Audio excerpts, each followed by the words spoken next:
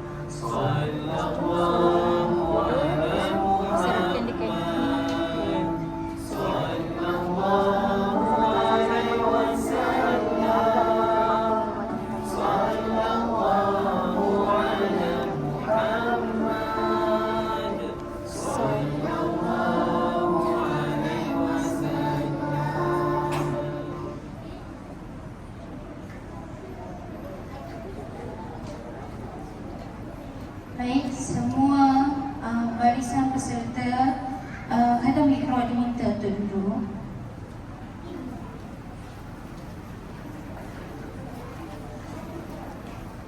Bismillahirrahmanirrahim. InsyaAllah hari ini kita akan baca khatam Iqra. Mulakan kita boleh mulakan.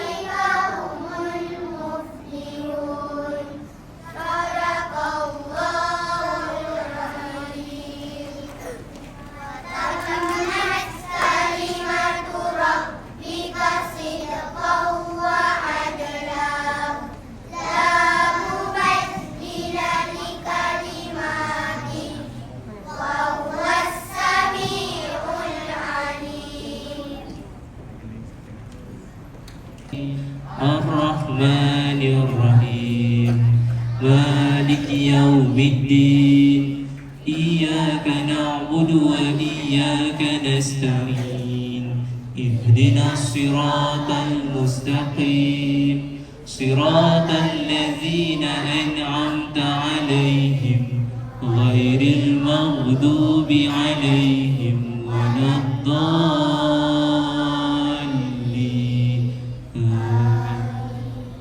بسم الله الرحمن الرحيم. Itu baca doa ya.